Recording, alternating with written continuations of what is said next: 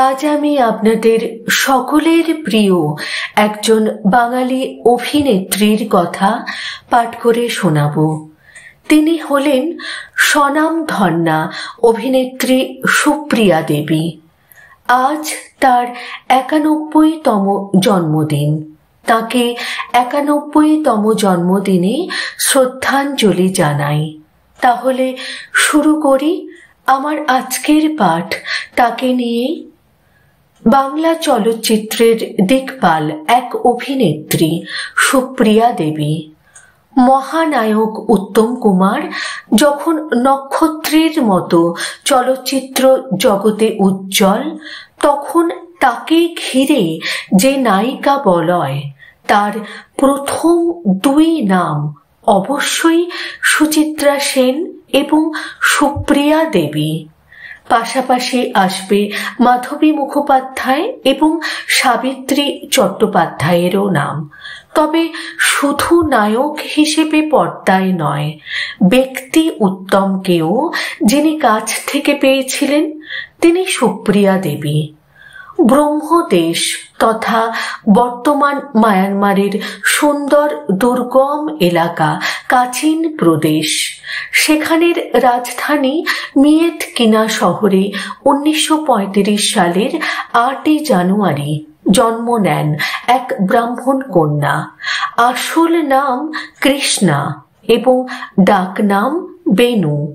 পর্দায় যিনি সুপ্রিয়া দেবী। পিতা গোপালচন্দ্র বন্দ্যোপাধ্যায় একজন বিশিষ্ট আইনজীবী ও সংস্কৃতিবান মানুষ ছিলেন। ১৯৪৩ সালে দ্বিতীয় বিশ্বযুদ্ধের দামামা যখন চারিদিকে, তখনই ব্রহ্মদেশ ছেড়ে কলকাতায় চলে আসেন সুপ্রিয়া দেবী। নাচ খুব পছন্দ করতেন তিনি। নাচের জন্য পুরস্কৃত হয়েছিলেন।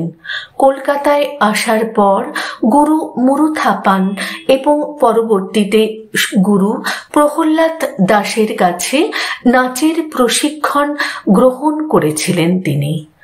সুপ্রিয়ার অভিনয় শুরু হয়েছিল নাটক দিয়ে। বাবার নির্দেশনায় মাত্র ৭ বছর বয়সে দুটি নাটকে কাজ করেছিলেন। করে অভিনয়ের জগতে পা রাখেন তিনি। প্রথম চলচ্চিত্র নীরেন লাহিড়ী পরিচালিত নাগপাশ। প্রথম নায়ক অসিত বরণ। সেই চলচ্চিত্রে তার প্রথম ডায়লগ ছিল, দাদা, ইনি সেদিন আমাকে গুন্ডার হাত থেকে বাঁচিয়েছিলেন। এই প্রসঙ্গে সুপ্রিয়া দেবী এক সাক্ষাৎকারে বলেছিলেন, কত অসংখ্য ডায়লগ আমাকে দিয়ে বলানো হয়েছে, কিন্তু ওটার যে প্রিয় ডায়লগ আমার খুব কমই আছে। যদিও চলচ্চিত্রটি শেষ পর্যন্ত আলোর মুখ দেখেনি। ১৯৫২ সালে নির্মল দের পরিচালনায় সুপ্রিয়া দেবীর প্রথম অভিনীত চলচ্চিত্র মুক্তি পায়, বসু পরিবার। চলচ্চিত্রে চরিত্রটির নাম ছিল সুজাতা, আর তার ভাই হিসেবে ছিলেন উত্তম কুমার। এই ছবির মাধ্যমে চলচ্চিত্র জগতে পরিচিতি পান তিনি। এই চলচ্চিত্রেই সর্বপ্রথম তার নাম পরিবর্তন করে সুপ্রিয়া দেবী রাখা হয়। ১৯৫৯ সালে উত্তম কুমারের বিপরীতে সোনার হরিণ তাকে তুমুল জনপ্রিয়তা এনে দেয়। তারপর তাকে আর পিছনে ফিরে তাকাতে হয়নি। ঋত্বিক ঘটক পরিচালিত মেঘে ঢাকা তারা চলচ্চিত্রে দাদা, আমি বাঁচতে চাই, এই আকুতি সুপ্রিয়া দেবীর অভিনয় দক্ষতায় এক অনন্য মাত্রা যোগ করে।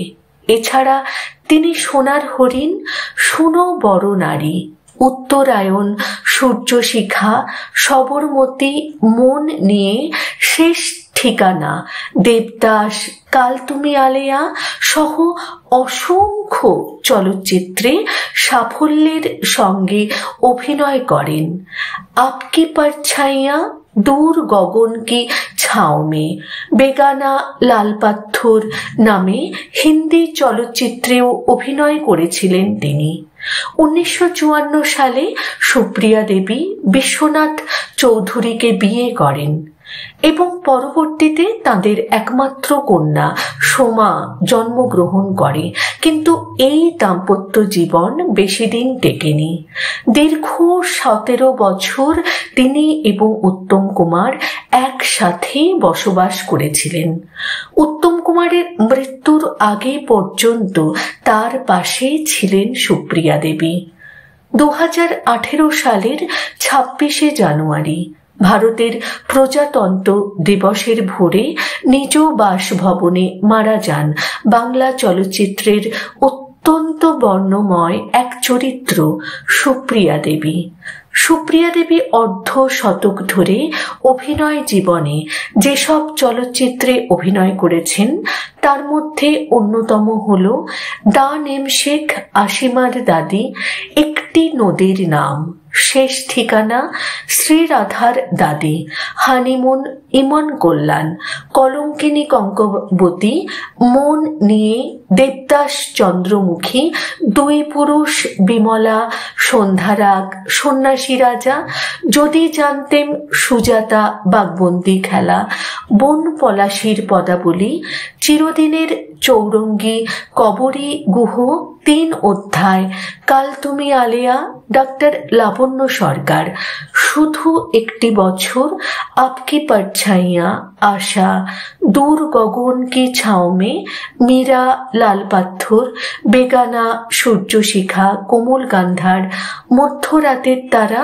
মেঘে ঢাকা তারা, নতুন ফসল, শোনো বড় নারী, বসু পরিবার, সুখেনের বোন।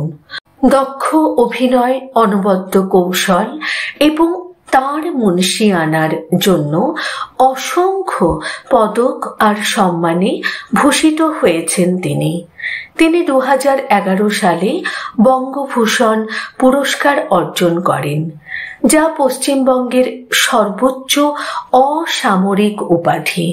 2014 সালে বাংলা চলচ্চিত্রে তাঁর অবদানের জন্য ভারত সরকার সুপ্রিয়া দেবীকে ভারতের 4র্থ সর্বোচ্চ অসামরিক পুরস্কার পদ্মশ্রী সম্মানে ভূষিত করেন। অসংখ্য ধন্যবাদ যিনি এই লেখনী সোশ্যাল মিডিয়ায় পোস্ট করেছেন। আমি সোশ্যাল মিডিয়া থেকে সংগ্রহ করেছি এই লেখনী। তাকে আমার তরফ থেকে এবং আমার পরিবারের সকল সদস্যদের তরফ থেকে অসংখ্য ধন্যবাদ জানাই।